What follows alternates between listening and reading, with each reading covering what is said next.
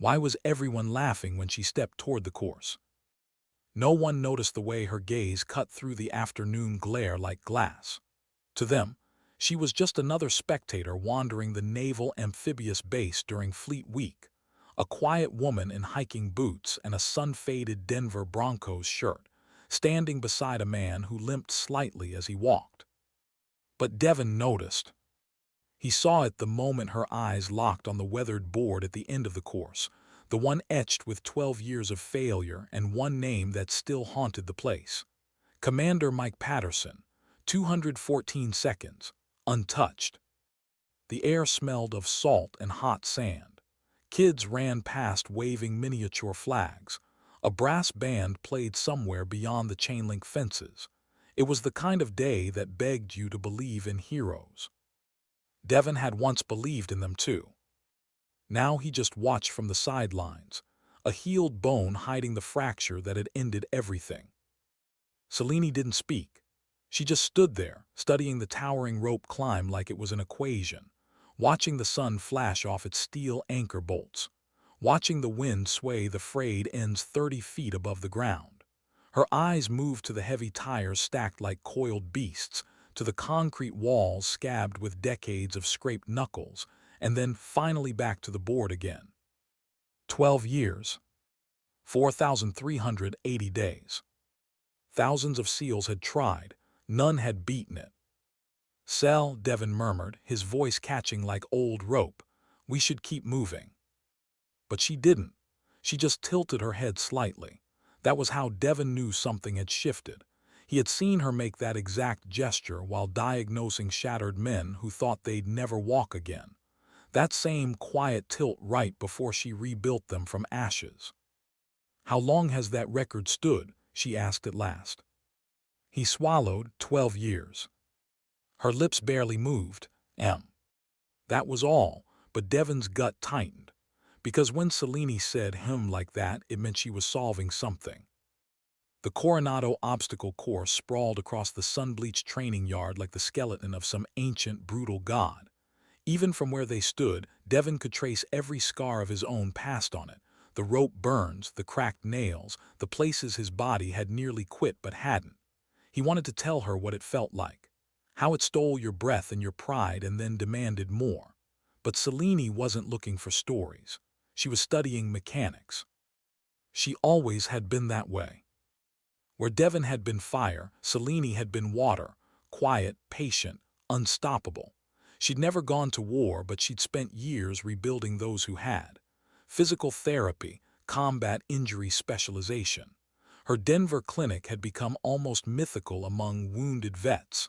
Men told they'd never walk again had left her care running marathons. And yet, their family still treated her like she was made of glass. At Christmas, their dad still cut her meat. Their mom still carried her suitcase. Devon still snatched heavy grocery bags from her hands before she even offered. He thought he'd been protecting her. He hadn't realized he'd just been underestimating her. They moved with the tour group as it snaked along the edge of the training yard. Devon played the reluctant guide, showing her the places that had forged him. The grinder where he'd drowned in push-ups. The pool where he'd nearly blacked out during combat swimmer qualification. The place where he'd torn his ankle apart 6 months ago, ending his career with a single crack of bone. He still limped slightly on the sand. He tried to hide it. Selene didn't say anything, but he felt her watching. Not judging, just noticing the way she always did. "You know," she said gently, "who you were isn't gone. It's just changing." "I didn't ask for change," he muttered. "Neither do most of my patients," she replied and kept walking. When they reached the demonstration area, a crowd had gathered. Civilians, recruits, even a few foreign dignitaries. 3 active SEALs stood by the starting line, their muscles sunlit and tense, while Master Chief Rodriguez briefed the audience in a voice like gravel scraping steel. "This course," he barked, "has humbled Navy SEALs, Marine Force Recon, Army Rangers, and Foreign Special Operations Forces. The record 214 has stood untouched for 12 years, set by Commander Mike Patterson. If you want to know what impossible looks like, you're standing on it. The first seal ran like a missile, raw power, all force. He collapsed over the finish at 252, face purple with effort. The second moved like a machine, precise, efficient, but still came in at 241. The third, a giant who looked carved from iron, clawed his way to 238 before staggering to a stop. Applause rose, cameras clicked. The crowd murmured about how close he'd come. Devon didn't notice the applause. He noticed Selene. Her face had changed. No smile now, no wonder, just calculation. Then she raised her hand. "Master Chief," she said, her voice clear and calm, "mind if I try?" It was like dropping a stone into still water. The ripples froze everyone. Laughter broke first, thin and uncertain. Rodriguez frowned. "Ma'am, what did you say?" "I'd like to attempt the course," she repeated. Devon felt his jaw lock. Selene. But she wasn't looking at him. She was looking at the obstacles, as if they'd just challenged her personally. Lieutenant Commander Hayes stepped forward, wearing a smile that didn't touch his eyes. "Miss, this isn't a game show. This course is designed to test warriors who have trained their entire adult lives for combat." "I understand the physical requirements," she said softly. "Do you?" His smile widened. "Maybe you'd be more comfortable trying our junior course for civilians." Nervous laughter skittered through the crowd like dry leaves. Devon wanted to yell, to pull her back, to shield her from the smirks he'd heard his whole life whenever she reached too high. But she didn't shrink. She stepped closer to the starting line, her voice like surgical steel. "I'm not asking to join the SEALs. I'm asking for one attempt at an obstacle course. I think I can beat that record." A gravel voice cut through the tension from the back. "Doc Hartwell, is that you?" Heads turned. Chief Bosun's mate Torres, mid-50s, sun-leathered with old scars latticing his forearms, strode from the crowd grinning wide. "This lady got half my platoon walking again after Kandahar," he announced. "She rebuilt my shoulder when 3 doctors said I was done. If Doc Hartwell wants to run this course, she's earned the right." Something shifted, the crowd stilled, eyes recalibrated. Rodriguez blinked. "You know her professionally." "She understands warrior bodies better than most warriors do," Torres said simply. Hayes bristled. "With all due respect, Chief, physical therapy and obstacle courses are completely different." But Selene was already walking the perimeter like she owned it. She crouched by the rope climb, fingertips brushing the fibers. She studied the angle of the tires, the height of the walls, the sag of the rope traverse. Her movements were deliberate, analytical, like she was prepping for surgery. "You're all approaching this wrong," she said quietly, though everyone heard. "You muscle through each obstacle individually instead of creating flow between them. You fight the course. The body isn't built to fight, it's built to move. Efficiency beats power every time." Rodriguez looked from her to the eager faces of the crowd, then back to her. Finally he exhaled. "All right, doctor, one attempt, full safety protocols and a waiver. Understand, this course will test every fiber of you." "That's exactly what I'm counting on," Selene said, peeling off her jacket. Her arms were lean, carved from years of patient, relentless work, not bulk precision. The crowd went still. Devon's hands shook and he didn't know why. Maybe fear, maybe pride, maybe both tangled so tightly he couldn't separate them. Rodriguez raised the stopwatch. "On my mark," he said, voice steady. 3, 2, 1. She moved. Not with the furious explosion of the SEALs before her, but with something softer, more dangerous. Fluid. The rope climb became a dance, legs gripping, hips pushing, arms guiding her skyward with metronome precision. She reached the top in half the time it had taken the strongest man that day. The tires rolled under her hands like they wanted to be moved. She used momentum instead of force, her smaller frame a weapon, her rhythm unbroken. The concrete wall loomed. She hit it at a run, used her momentum to vault higher than anyone thought possible, and pulled herself over in one seamless, liquid motion. No pause, no grunt, just air. The murmurs began. "She's flying," someone whispered. The murmurs turned to silence as she hit the rope traverse, the place where two of the three seals had failed completely. Her movements were methodical, deliberate, almost serene. Every lesson she'd given to wounded warriors now sharpened into speed. Devon couldn't breathe. This wasn't luck, this wasn't adrenaline, this was Selene, the real her, the one none of them had ever seen. The cargo net came last, the place where even elite bodies usually died. She didn't fight it. She flowed through it like water, like music, like silk made human. And then she was sprinting for the line, the whole world holding its breath as she crossed. No one moved. Even the wind seemed to stop, as if Coronado itself was holding its breath. Rodriguez's finger hovered over the stopwatch button, his eyes wide, his lips parting like he wasn't sure if he'd seen what he just saw. Devon could hear the thump of his own heartbeat in his ears, fast, ragged, stunned. Then the sharp click of the stopwatch cut through the air like a gunshot. 2 minutes, Rodriguez's voice faltered. He stared at the screen as if it were lying. And 8 seconds. No one reacted at first. The number didn't compute. 12 years of failed attempts didn't leave room for that kind of miracle. Then the words sank in.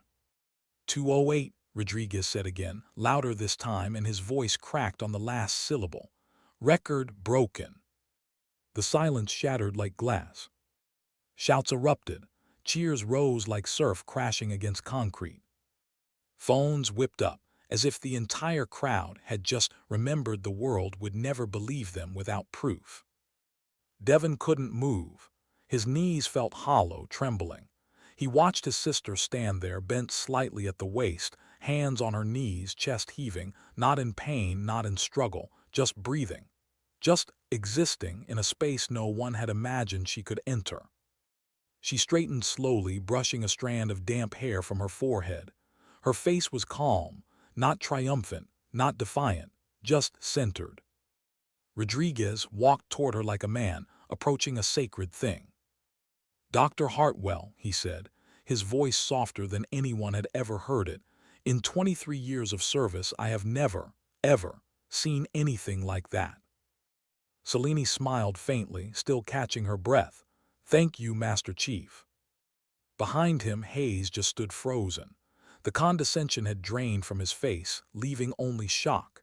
He opened his mouth, closed it again, then finally forced out, "Ma'am, I owe you an apology."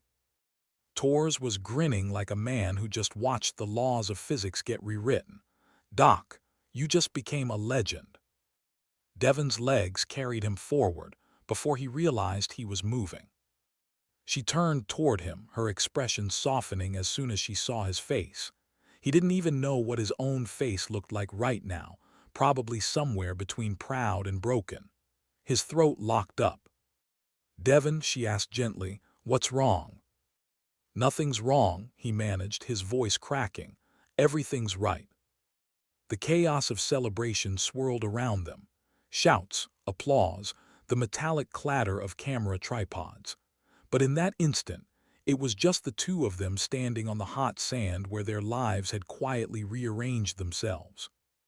He wanted to tell her what it meant, how much of himself had been buried under the wreckage of the man he used to be, how he had come here today just trying to remember who he was, and somehow she had reminded him.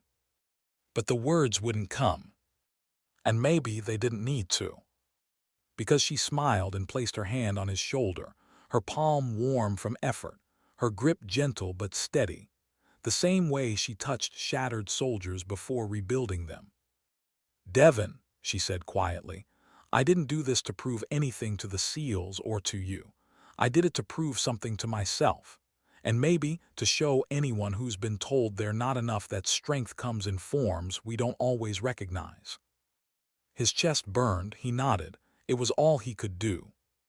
Rodriguez's voice rose above the din again. Ladies and gentlemen, you have just witnessed history. He raised Seleni's arm like she had just won a world title. The crowd cheered louder. Even some of the younger SEAL candidates were clapping like their palms were on fire. Someone called out, "She just saved me from quitting." Another yelled, "We need her technique on the syllabus." A third just stood there whispering, 208, 208. Even Hayes joined in, his earlier smugness now ashes at his feet. He approached, still dazed. "Dr. Hartwell, what you've accomplished here will be talked about for years, maybe decades." Selene blinked, then gave a small nod. "If it helps your people move better, recover faster, it was worth every second." Torres stepped closer, pride shining in his eyes. 12 years from now, when some hotshot thinks he's ready to break the record, we're gonna tell him about the day Doc Hartwell showed up and reminded us what human limits are really worth. Rodriguez chuckled under his breath. Reminded us what they're worth, or reminded us they don't exist. Devon followed her as she walked toward the sidelines to grab her jacket. The adrenaline still hadn't drained from her system. He could see it in the light tremor of her hands as she zipped it up. But her expression stayed composed, like she was keeping a promise only she understood. "Sell," he began, then stopped. He had no idea what he wanted to say. She looked up, one eyebrow lifted. I've been trying to protect you my whole life," he whispered. "I know," she said softly. "I didn't realize you didn't need protecting." Her face gentled. "Everyone needs protecting sometimes, but not from challenges, Devon. We don't grow if no one lets us risk breaking." Her words sank deep like pebbles through still water. He didn't answer, he couldn't. Words spread like fire through dry brush. By the time the crowd thinned and the official tour resumed, everyone on base seemed to know. Junior recruits came jogging over just to glimpse the woman who had shattered Patterson's ghost. Even a few retired veterans shuffled out from the shade, blinking in disbelief. Rodriguez had her sign the official timesheet. Hayes requested she meet the SEAL Training Oversight Board later in the week to share her biomechanical analysis.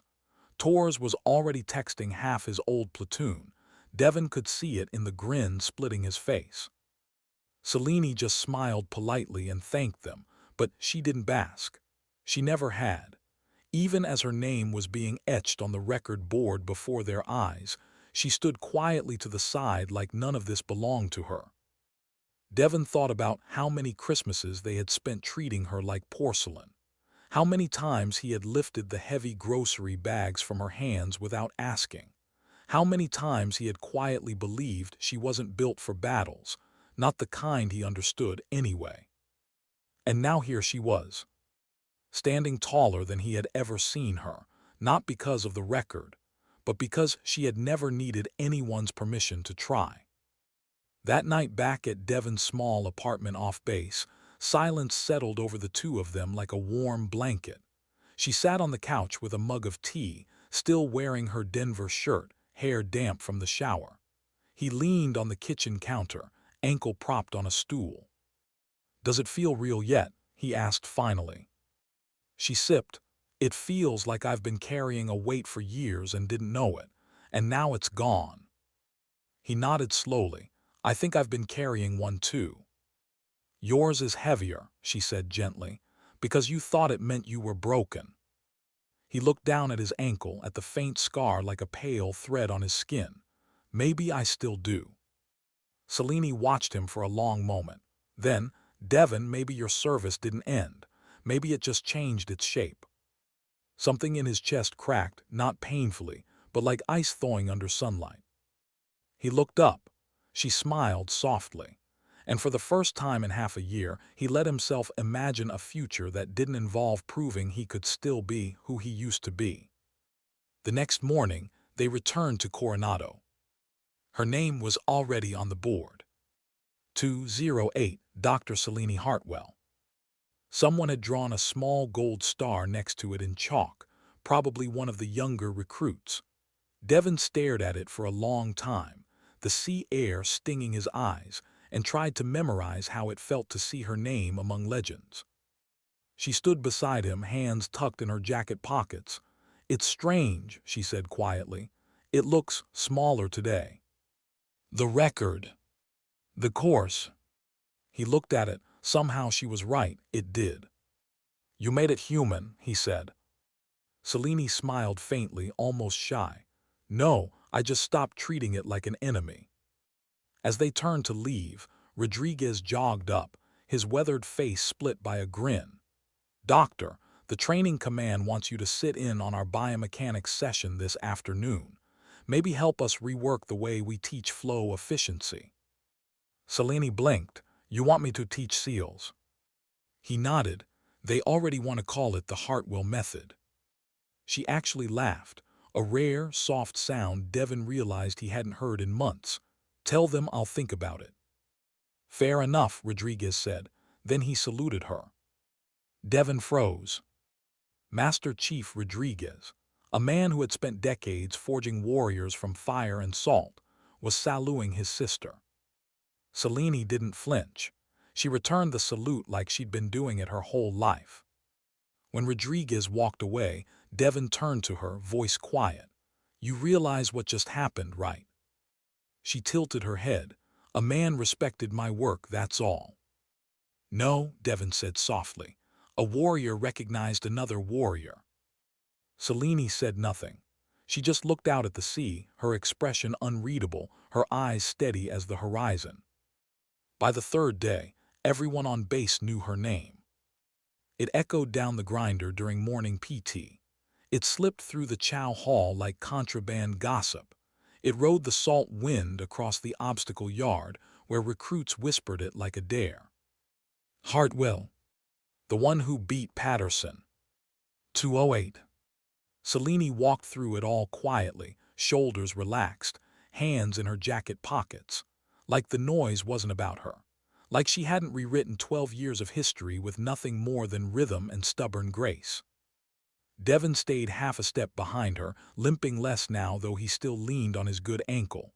He watched the way everyone's eyes followed her, some curious, some skeptical, some reverent. And underneath it all he saw the pressure, not from her, from them. They wanted her to prove it hadn't been a fluke. They met Rodriguez at the training compound side entrance. He waved them in with a grin, his weathered face cracked by crow's feet and salt. The air inside smelled of chalk, rubber, and the sharp tang of ambition. "This way," he said, "the oversight board in the biomech lab." Selene blinked. "You mean they actually want me to teach?" "Want you to, Doc. They postponed a demolition drill to hear you talk," he said, chuckling. "That hasn't happened since Patterson himself came back to give a lecture." They passed rows of recruits in sand-caked uniforms. Conversation stuttered and stopped as they walked by. Devon watched young men straighten instinctively like she was inspecting them, not the other way around. Selene didn't notice, or maybe she did and just didn't care. The lab was bright and cold, all polished steel and blue light, with force sensors mounted to the floor and high-speed cameras frozen on tripods like silent sentinels. A half-dozen SEAL instructors stood waiting around a stripped-down obstacle mock-up, their faces carved from skepticism. Devon leaned on the doorframe as Rodriguez introduced her. "This is Dr. Selene Hartwell. She's the one who shattered Patterson's record." Their expressions shifted just slightly. One raised an eyebrow, another crossed his arms. A third didn't move at all, eyes like pale stone. They weren't here to cheer, they were here to test. Selene didn't flinch. She walked straight to the mock-up rope climb and crouched beside the base, fingertips brushing the fibers like reading Braille. Then she stood and began speaking in her quiet, measured tone. "You all approach the course as a collection of obstacles," she said. "Walls, ropes, tires, each one is treated as an enemy. That's why you burn out. The body isn't designed to fight itself. It's designed to move efficiently through continuous patterns." She demonstrated, showing how her hips aligned under her center of gravity, How she let the rope take part of her weight instead of resisting it. How she rolled tires with momentum instead of brute lift. How each transition mattered more than each obstacle. "This isn't about strength," she said softly. "It's about trust, trusting your body's efficiency more than your fear." The instructors watched in silence. Then one of them, a stocky chief named Vargas, stepped forward. "You really think efficiency beats power?" "I don't think," Selene said gently. "I measure." And before anyone could stop her, she scaled the rope mock-up in 4 fluid motions, barely touching it. She dropped lightly to the floor like a cat. Even the stone-eyed instructor blinked. Afterward, Devon found her sitting alone outside on a bench, the wind tossing strands of hair across her face. She had her elbows on her knees, staring at her hands like she didn't recognize them. "You okay?" he asked quietly. She didn't look up. "I don't know." "That went well." "Did it?" she murmured. "They looked at me like I'd broken something." "You did," Devon said. "You broke what they thought was possible." She finally looked at him. "And now they want me to prove it wasn't luck." There it was, the thing he'd seen brewing behind her steady face all day. "Sel," he said softly, "you don't have to carry their disbelief. Let them carry it themselves." She gave a tired half-smile. "I've spent my whole life carrying other people's weight, Devon. It's hard to stop now." That night, the first article hit. "Civilian doctor breaks Navy SEAL record." Then another. "The woman who outsprinted the SEALs." By morning, it was everywhere. On fitness blogs, military forums, even local news channels looping shaky phone footage of her final sprint. They kept calling her the tourist who broke the record, as if her entire life before that day didn't exist. She didn't complain. She just stopped checking her phone. Devon watched the way her shoulders hunched slightly when strangers recognized her on the street, the way she lingered longer in the shadows. She had spent years making broken soldiers feel visible. Now visibility felt like exposure. They were sitting in his apartment 2 nights later when she finally spoke. "I think I liked it better when no one expected anything from me." Devon looked at her. "Do you regret it?" "No," her voice was firm then softened. "But I'm not sure I belong in the story they're telling." "What story is that?" "The one where I'm a hero." 3 days later, Rodriguez called. His tone was brisk but his words careful. "Doc, we want you to run the course again." Selene was silent. "It's not for the record," he added quickly. "It's for the recruits. We want them to see the flow technique in real time. It could change how they train." She said nothing for a long moment. Devon watched her thumb tighten slightly on her phone. "Okay," she said at last, "but only if it's off record. No press, no cameras." "Understood," Rodriguez said. When she hung up, Devon raised an eyebrow. "You sure?" "No," she admitted. "But if I don't, they'll think it was a fluke. And if they think it was a fluke, they'll never trust the method. And if they don't trust the method, they'll keep getting hurt." Devon nodded slowly. She wasn't doing this for herself anymore. Maybe she never had been. The next morning, the training yard was empty except for Rodriguez, Vargas, 3 recruits, and Devon leaning on the fence. The wind off the Pacific carried the sharp smell of salt and fuel. No cheers, no band, no spectacle. Selene stood at the line, stretching her shoulders. Her face was calm again.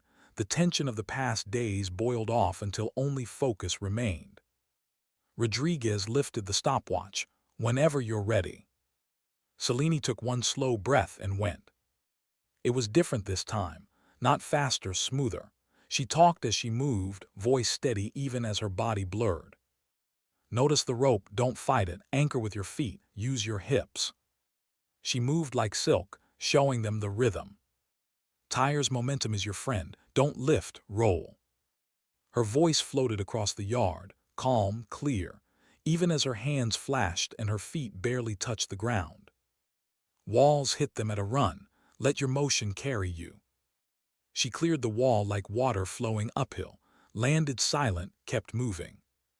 The recruits' faces were rapt. Even Vargas stood still, arms crossed, eyes narrowed in thought.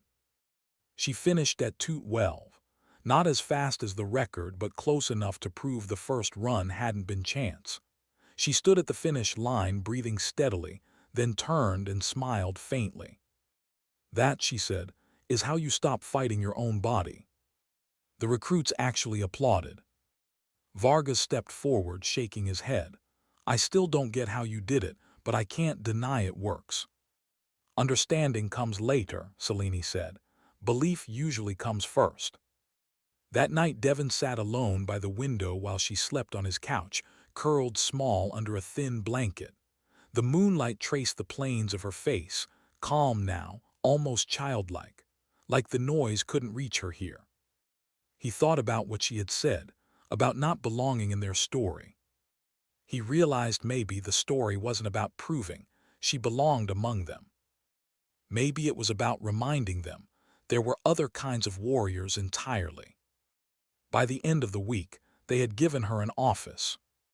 It was just a converted storage bay tucked behind the biomechanics lab, but to Devon it felt like a declaration.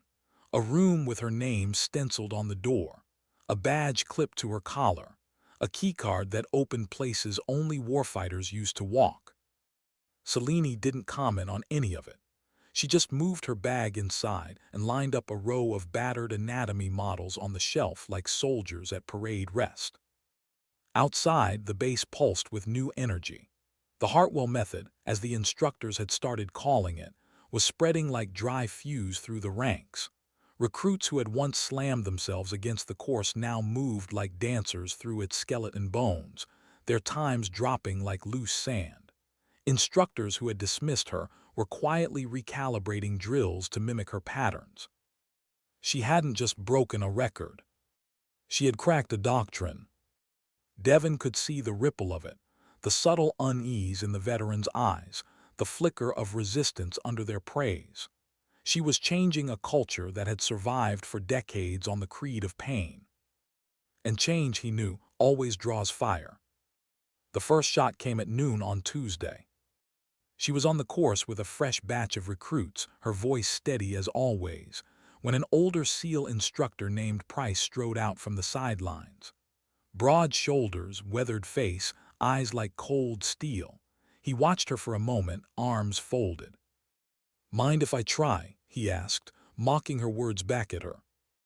The recruits froze. Selene just nodded once. "Of course." He didn't warm up.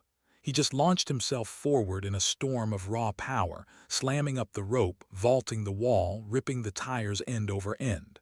Sweat sprayed. Muscles bulged. He crossed the line at 2:26, barely slower than her training run. When he straightened, he looked directly at her. "Strength," he said flatly, "wins wars." Selene met his eyes without blinking. "Strength burns out. Efficiency endures." His jaw tightened. He walked away without another word. Devon saw it, though, the spark of something deeper than disagreement. Pride, threatened pride. It was only the beginning. By Thursday, whispers had begun. Not from the recruits, they adored her. From the instructors. "She's softening them. They'll get slower in combat. She doesn't understand the battlefield." It wasn't loud yet, but it slithered through the compound like a slow poison. Devon watched Selene pretend not to hear, though he could see the way her shoulders stiffened whenever she passed two instructors murmuring in corners. That night, as they walked the quiet pier after chow, the ocean breathing dark and endless around them, she finally spoke. "They think I'm making them weaker." "They're scared," Devon said. "Of what?" "Of losing the way they've always done things, even if it breaks people." She walked in silence for a long time, the boards creaking softly under their feet. "I don't want to break anything," she said at last.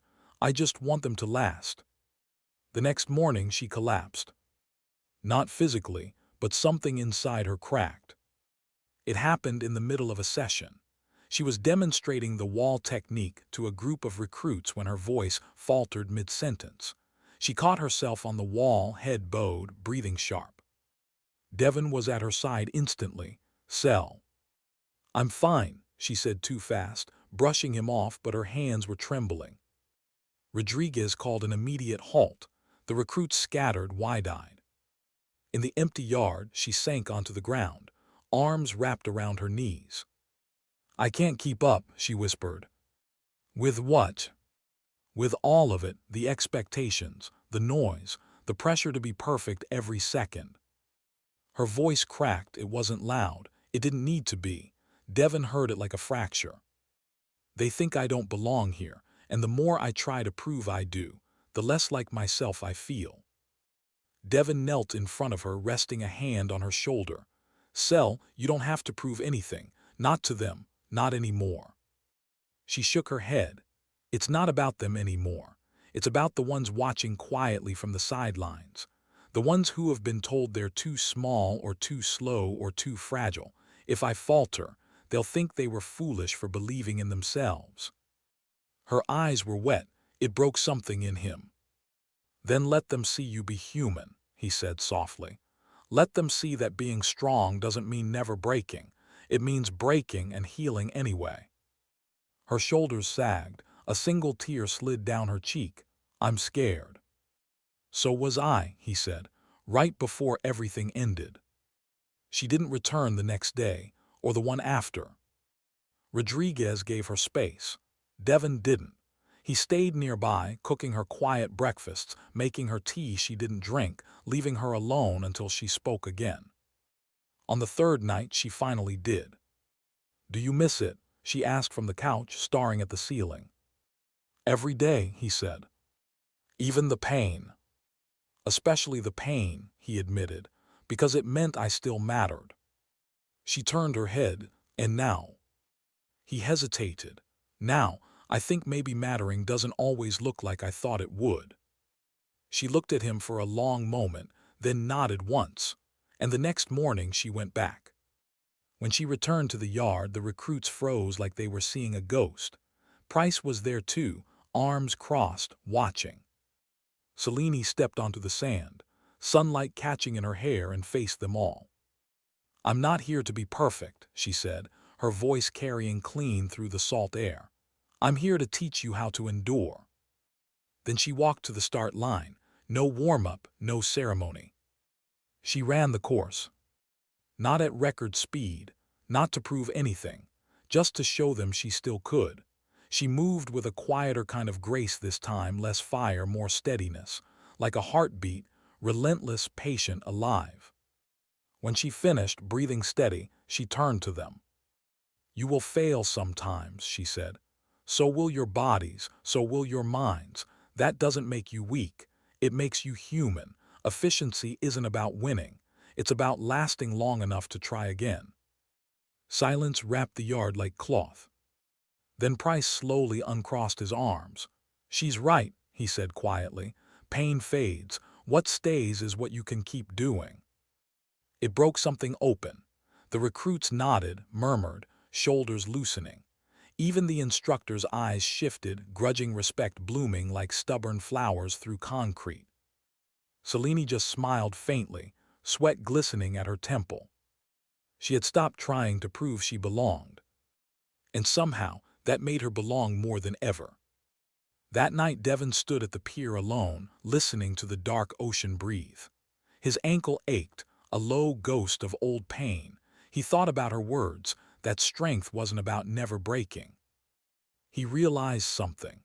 He had spent months trying to claw his way back to who he was, never stopping to ask if he still wanted to be that man. Maybe service hadn't ended. Maybe it was just waiting for him to redefine it. Behind him, Selene's footsteps whispered over the boards. She stood beside him, silent, eyes on the horizon. Neither spoke. They didn't need to. The wind was cool. The sea was endless. And for the first time since everything broke, Devon didn't feel like a ghost. He felt like someone coming back to life. The Hartwell method stopped being an experiment. It became doctrine. By mid-month, the ripple had turned into a wave.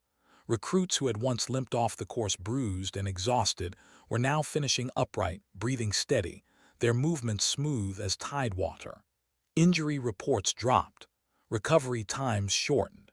Even the medics started whispering about how the new drills were changing the rhythm of the compound.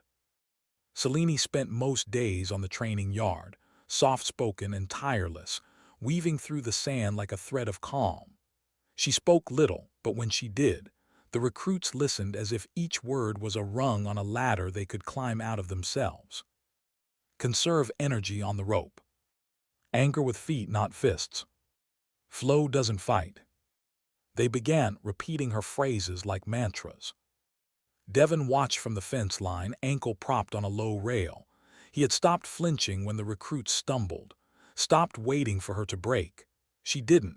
She bent like wind-blown steel, and bent things do not shatter. But he saw something else too. Something he hadn't expected. She was changing them, and they were changing her.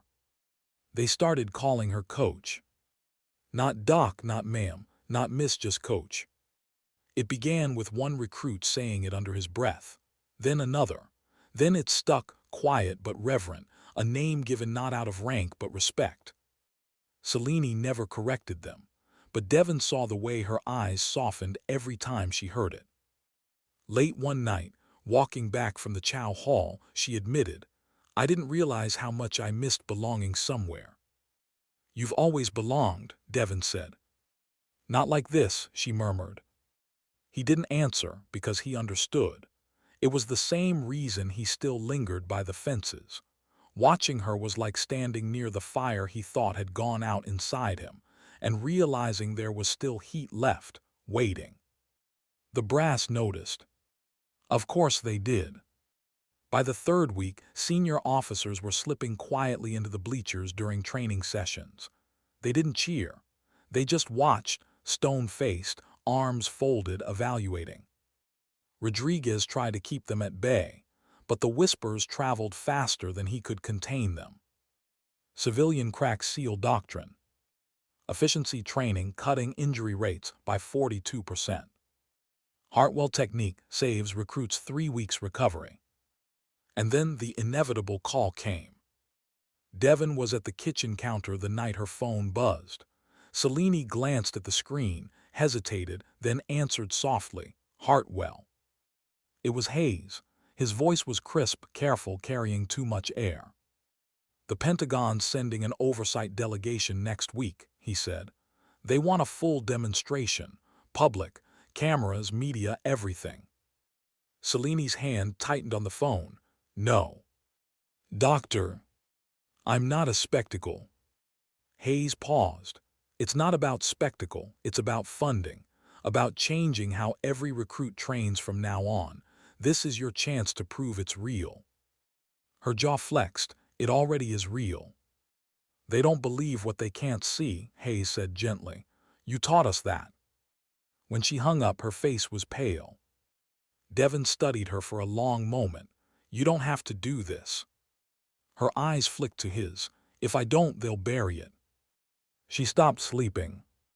She still trained the recruits every morning, still corrected their stances with calm patience, still answered their questions with gentle precision. But at night she sat at Devon's kitchen table, blueprinting strategies like a war planner, sketching muscle diagrams and friction force calculations on scrap paper until dawn bruised the sky. Her hands shook from caffeine, her eyes were glassy with exhaustion, but she didn't stop. One night, Devon found her sitting cross-legged on the living room floor, a dozen papers spread around her like fallen feathers. "This isn't what you're supposed to do," he said quietly. She didn't look up. "What am I supposed to do?" "Breathe," he said. "Sleep, be human." "I'll rest after." "After what?" "After it's safe," she whispered. He knelt beside her, lowering his voice. "Sel, you can't make it safe for everyone." "I can try." Her voice cracked on the last word. He didn't push her. He just sat with her in silence, surrounded by blueprints and fear. The morning of the demonstration arrived like the edge of a storm. The compound had been cleared and staged. Temporary bleachers lined the course. Flags fluttered. Cameras gleamed like watchful eyes. A row of high-ranking brass sat in pressed uniforms beneath a white canopy, their expressions carved from marble. Selene stood at the starting line in silence, rolling her shoulders. The sun painted her face in hard gold. The recruits waited off to the side like statues, their nervous energy trembling in the air.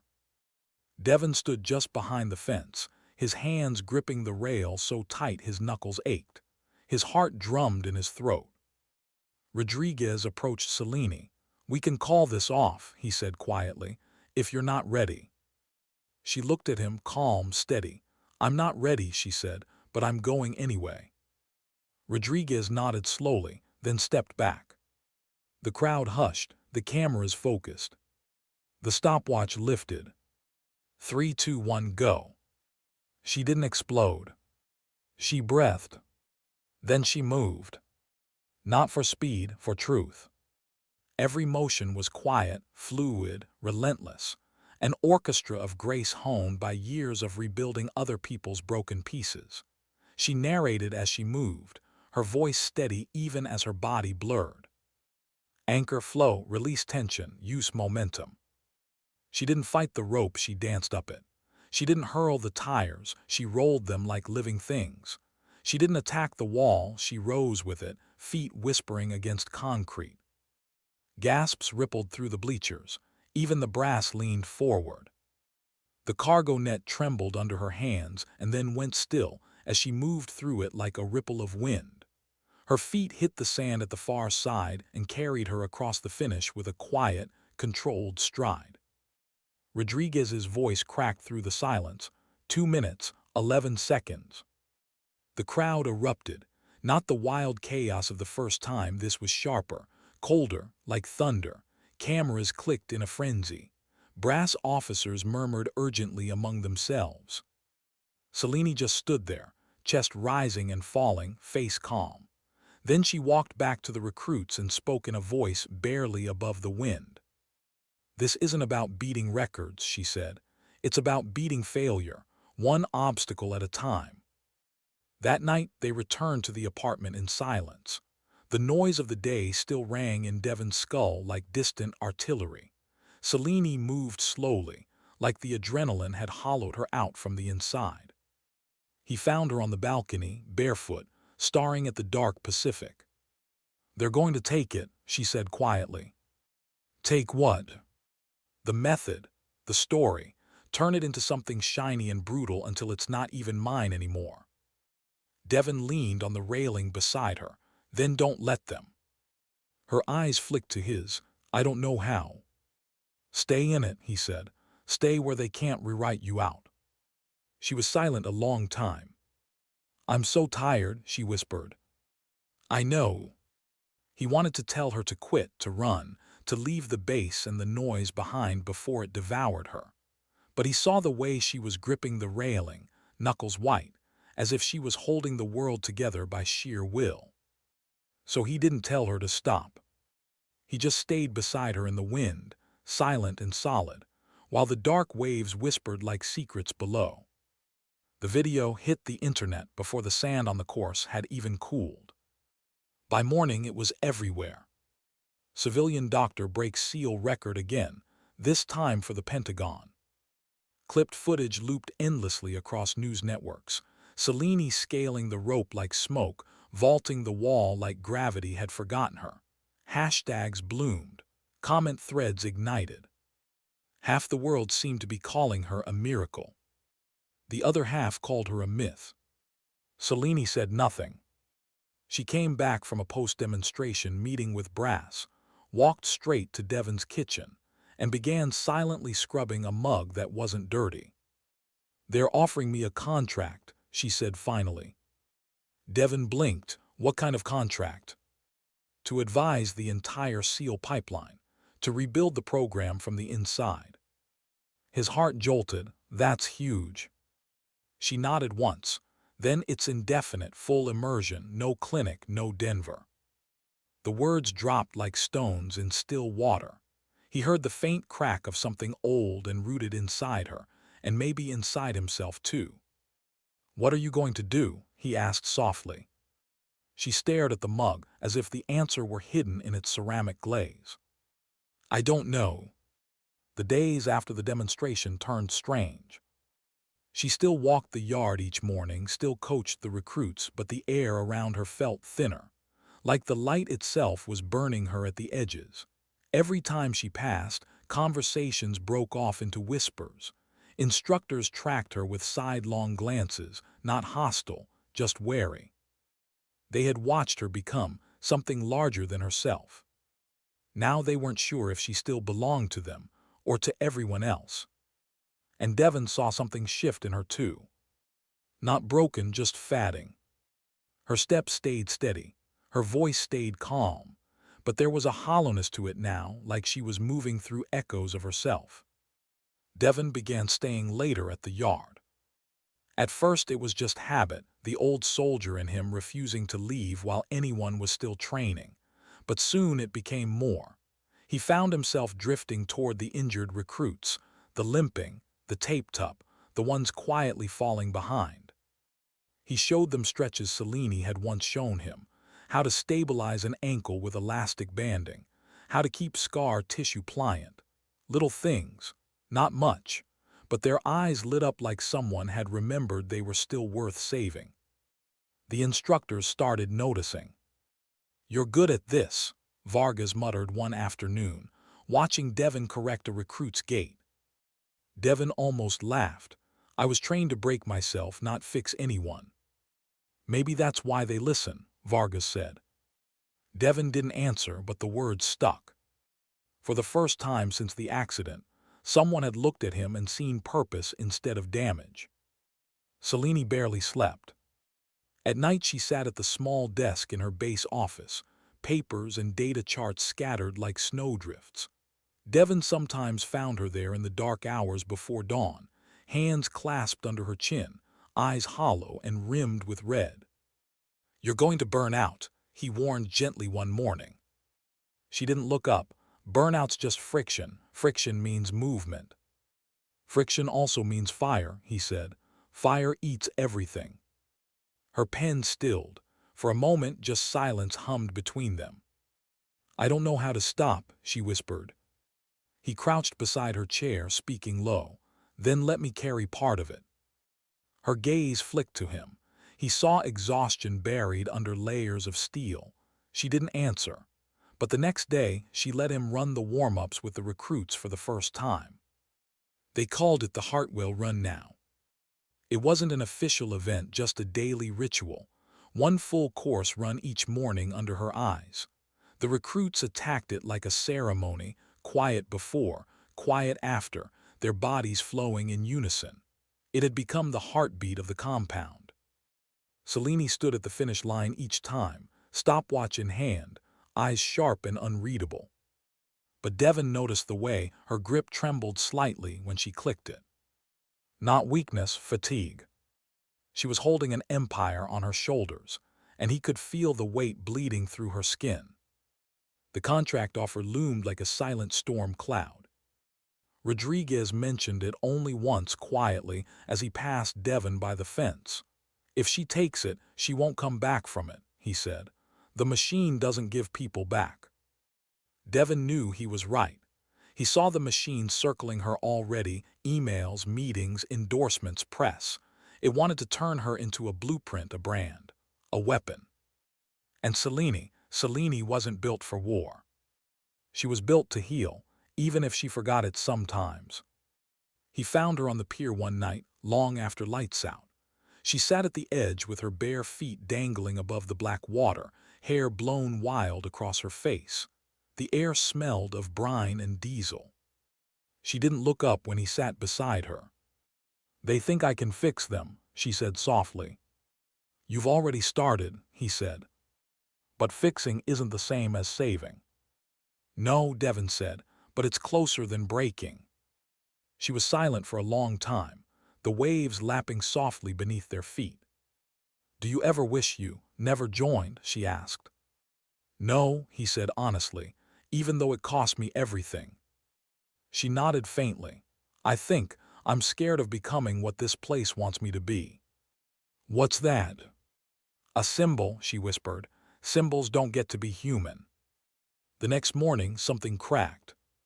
Halfway through the run, Seleni's voice caught mid-instruction. She pressed a hand to her temple, blinking hard, like trying to force the world back into focus. The recruits slowed, eyes wide. Devon stepped forward. Selene. I'm fine, she said quickly, too quickly, but her voice was thin.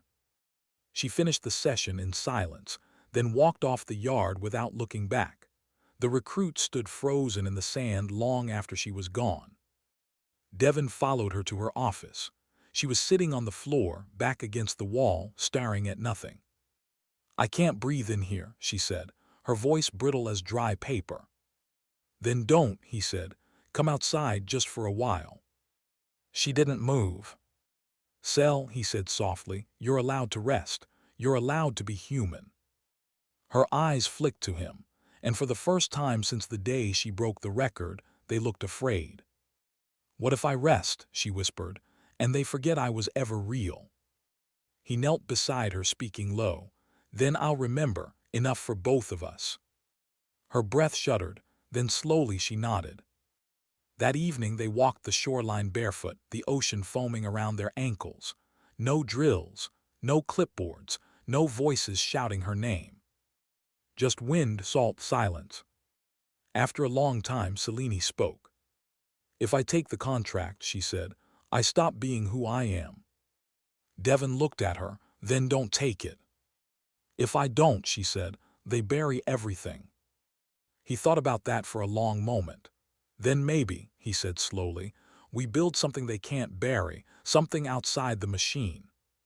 Her head turned sharply. We. Yeah, he said, you heal them. I'll teach them how to survive long enough to get to you. For the first time in days, something flickered behind her tired eyes. Not fire, not yet, but a faint glow, stubborn and warm. Devon. Think about it, he said. She didn't answer, but she didn't say no.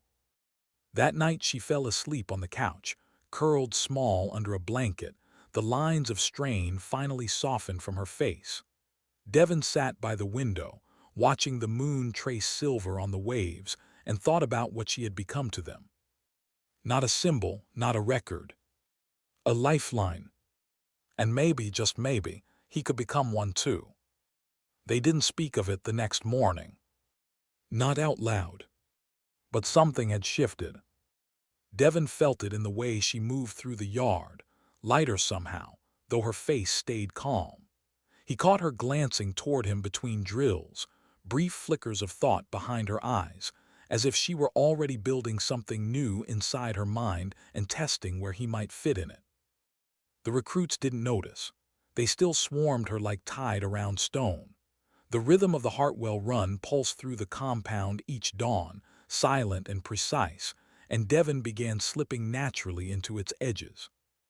While Selene led the front, he drifted among the stragglers at the back, showing them how to tape arches, stretch scar tissue, pace their breathing so panic didn't eat their oxygen.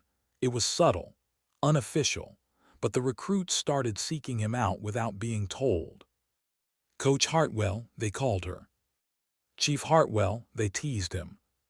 He never corrected them. Not because it was true, but because for the first time since he'd limped off this sand broken, the word didn't sting. The contract's shadow thickened. By midweek, Hayes appeared in person. He stepped onto the yard flanked by two brass officers in crisp khakis, their shoes untouched by sand, their eyes weighing everything like scales. Selene's posture stiffened the instant she saw them. Devon caught the flick of tension at her jawline. Hayes approached with a smile that wasn't quite warm. Dr. Hartwell, we're prepared to finalize. I haven't accepted, she said softly. He chuckled like that part was already decided. Your work is revolutionary. The Department of Defense wants you integrated at the core of our training doctrine. Full authority, unlimited funding. This is how we bring your method to every branch. Her face stayed still. And what happens when the method becomes a product? Hayes blinked. Excuse me. When it stops being about healing bodies and starts being about manufacturing them. His smile faltered. Doctor, this is your chance to change everything. I already have, she said quietly. Devon watched the words hang like blades in the air. Hayes held her gaze for a long, cold moment. This offer won't wait forever, he said finally. Decide soon. Then he turned and left, leaving dust swirling where his shoes had not touched the sand. That night, Selene sat on the floor of the apartment, her back against the couch, staring at nothing. Devon sat cross-legged across from her, the silence between them taut as wire. If I stay, she murmured, I lose myself. And if you leave, he asked. They'll erase everything, pretend it was never real. Devon leaned forward. Then we make something they can't erase. Her eyes lifted slowly to his. Say it, he said gently, out loud. What? That you want to leave. She exhaled like air leaving a cracked hull. I want to leave. The words seemed to shock her as soon as they existed in the room. Devon nodded once. Okay. Okay. Yeah, he said, then let's plan how. They began quietly. Late nights at the kitchen table, paper scattered like feathers. She sketched training modules, efficient movement, injury prevention, emotional resilience. He added protocols, field injury stabilization, mental durability, team trust under stress. It felt like old deployment nights. Low light, quiet urgency, building something that might save lives. They weren't trying to compete with the machine. They were trying to build something human enough to survive outside it. Selene called it Haven. Because, she said, pencil hovering over the page, it's not about making stronger soldiers. It's about sending home more whole ones. Devon watched her as she said it, the fire creeping back behind her eyes, slow and defiant. The Selene who had rebuilt broken warriors piece by piece was surfacing again. The weight wasn't gone, but it was shifting, becoming something she carried by choice. The compound sensed the change before anyone spoke of it. The recruits still followed her, but the instructors watched with new suspicion. Conversations died when she walked by. The brass kept their distance, but their presence pressed heavier, like a predator circling just outside the light. Price cornered Devon one afternoon by the gear lockers. She's thinking of walking, he said, not as a question. Devon didn't answer. Price's jaw flexed. If she leaves, they'll salt the ground behind her, make sure no one remembers.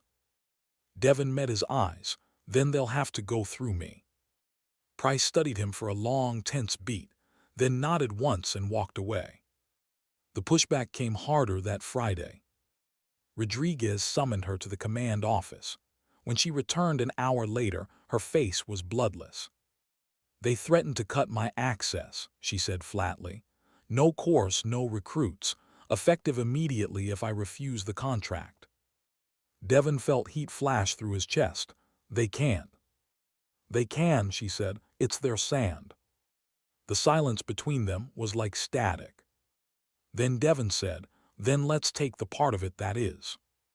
Her eyes narrowed slightly. What do you mean? You've already changed the recruits. They'll carry it no matter what happens next, so let the machine have its sand. We'll build Haven somewhere they can't reach. Where? Anywhere, he said. A strip of dirt, a warehouse, a parking lot, it doesn't matter. What matters is you. She stared at him a long time, and he saw it, the spark that had started everything that day on the course, the one he thought the machine had smothered. It was still there, small, fierce. Okay, she said softly, but we have to move fast. They met in secret now. Late nights in the empty mess hall, in the quiet shadow of the equipment sheds, even in Devon's car parked out on the cliffs where the ocean roared loud enough to swallow their whispers. Selene built the curriculum. Devon built the structure. They would train civilians, veterans, anyone, teach efficiency, recovery, durability. Give people the tools she'd spent her life perfecting. They didn't talk about whether it would work. They just moved like they were already halfway gone. And somehow Devon realized they were smiling more. 2 nights later, as the compound slept, Selene stood on the empty course alone. The moon painted her in silver. The rope swayed gently in the night breeze. She walked to the start line and stopped, arms loose at her sides. She didn't run. She just stood there breathing. Devon watched quietly from the shadows, not daring to move. He understood now she wasn't looking at the course. She was saying goodbye to it. After a while she turned, and her eyes found him in the dark. "It was never about beating it," she said softly. "It was about proving I didn't have to." Then she walked past him, silent as wind. The next morning, word came down like a hammer. Hayes sent a formal ultimatum: 48 hours to sign, or lose everything, access revoked, credentials canceled, her record struck from the board. Devon read the message twice. Selene read it once. Then she set the tablet down and said, "Then we have 2 days."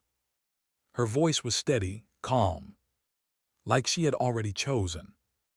Devon felt the old rush in his veins, the pulse he hadn't felt since the battlefield, but softer this time. Not battle, purpose. 2 days. 2 days to dismantle the life she had built here. 2 days to launch something the machine couldn't erase. He nodded once, a quiet soldier's gesture. "Let's finish this," he said. Selene smiled faintly, like a crack of light through storm clouds. "Let's begin," she whispered. They moved like ghosts through the compound. No uniforms, no ceremony, just quiet efficiency as they dismantled the life Selene had built here piece by piece. The small office where her name was stenciled on the door cleared. The anatomy models boxed, the files digitized. Every diagram she had drawn over sleepless nights rolled up and tucked into a weathered duffel. Devon worked silently beside her, his limp almost gone now. They didn't speak much. They didn't need to. Every motion carried the same unspoken clock, 48 hours. The machine would come. And when it did, they had to be gone. By dawn on the second day, whispers had caught them. The recruits sensed it first. They watched her differently that morning, anxious, quiet, like children who knew their parent was packing to leave. When the Hartwell run began, they moved as if through water, their usual flow fractured by grief. Selene stood at the finish line as always, stopwatch in hand, eyes steady. But when the last recruit crossed, she didn't click it. She just whispered, "Remember the rhythm." Then she walked off the sand without looking back. The instructors confronted her by midday. Vargas, Price, 2 others, waiting outside her office as she returned from the yard. They weren't angry, just grim. "You're leaving," Price said. Selene paused in the doorway. "Yes." "You know what they'll do." "Yes." "They'll erase you," Vargas said. "Strike your name, pretend it never happened." Her gaze stayed calm. "That's fine." "Fine," Price's voice cracked. "You changed everything here." "No," she said softly. "They did. I just reminded them they could." They stared at her. She walked past them into the office, closed the door, and never opened it again. By evening, the machine made its move. Hayes arrived flanked by 2 legal officers, papers in hand, eyes cold as steel. "Dr. Hartwell," he said at the doorway of Devon's apartment, "this is your final opportunity to sign. If you refuse, your access will be terminated at midnight. You will forfeit your record, your methods, and all future involvement with naval training." Selene stood barefoot in the living room, her duffel at her feet. Devon stood behind her like a shadow. She looked at Hayes. "No." His jaw tightened. "Do you understand what you're giving up?" "Yes," she said. "Do you?" Hayes blinked. "Excuse me." "I'm giving up your machine," Selene said, "so I can keep the part of me it hasn't touched yet." For the first time, Hayes looked unsure. He opened his mouth, then closed it. The silence in the room felt like the eye of a storm. Then he turned sharply, muttered something to the officers, and left without looking back. The door shut softly behind him. Selene stood very still. Then she exhaled, slow and trembling, as if she'd been holding her breath for months. Devon touched her shoulder. "It's done." "Not yet," she said. "We still have to walk away." They left at midnight. No fanfare, no goodbye ceremony, just two figures slipping quietly through the chain-link gates while the compound slept, the ocean's breath curling cold around them. Selene carried her duffel. Devon carried a single battered rucksack. They didn't look back. The road stretched dark and silent before them. The headlights of Devon's old truck washed over the empty asphalt, catching the faint silver of her hair in the passenger seat. She sat with her knees pulled up, hands folded loosely, eyes fixed on the horizon like she was watching something only she could see. "You okay?" he asked softly. "I don't know yet," she said. "That's okay." She nodded once slow. "It feels like falling." "Maybe," Devon said. "It's just flying without permission." They drove through the night, stopping only when the ocean gave way to desert and the stars opened like ancient wounds above them. At dawn, they found an abandoned warehouse on the edge of a forgotten town, cracked windows, sunburned concrete, dust thick as history. It was perfect. Selene stood in the center of the wide floor, the sunrise painting her in gold through the shattered roof. She dropped her duffel and let it spill. Blueprints, resistance bands, worn notebooks, the bones of a future. Devon leaned on the doorframe, watching her. "This is it?" he asked. "This is Haven," she said. Her voice was soft, sure. They worked until their hands ached. Clearing debris, sweeping sand from the floor, stringing rope from ceiling beams to build a crude traverse rig. They found old tires behind the building and rolled them inside, each one thudding like a heartbeat. Devon salvaged wood for a makeshift wall. Selene taped hazard lines on the cracked concrete like she was sketching the bones of a new creature. They didn't talk about what they'd left. They didn't talk about what might happen if they failed. They just built. By nightfall, the warehouse smelled of sweat, chalk, and new beginnings. Selene stood in the middle, dust streaked across her cheek, hair wild and loose. She looked exhausted, alive. Devon dropped beside her on the floor. "We don't even have recruits." "We will," she said. "You sound sure." "I am." He nodded because he was too. The first came 2 days later. A young veteran with a ruined knee and hollow eyes, standing awkwardly in the doorway clutching an email printout. He looked like someone who had almost given up. Selene greeted him like an old friend. By the end of the week, there were 5. By the end of the month, 14. They came broken, limping, unsure. They left standing taller than they'd thought they ever would again. And one night, as Devon watched Selene move among them, quiet, patient, fierce in her gentleness, he realized she had done what the machine feared most. She had made herself unnecessary. Because they were beginning to carry each other. Months later, word reached them from Coronado. The record board was blank. They had erased her name, painted over it like she had never existed. Devon watched her reaction carefully. She just smiled faintly, brushing sawdust off her palms. "They can erase a name," she said, "not the rhythm." And she went back to work. Sometimes Devon caught her standing in the warehouse doorway at dusk, watching the trainees move through the course she had built from nothing. They flowed like water, like she had taught them, but softer somehow. Less about speed, more about grace, more about lasting. Once he asked her if she missed it. The old place, the old record, the roar of applause. She shook her head. "I don't miss being seen." "What do you miss?" She smiled softly, being invisible enough to surprise people.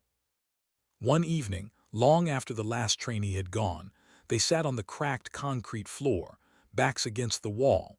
Silence wrapped around them like a warm blanket.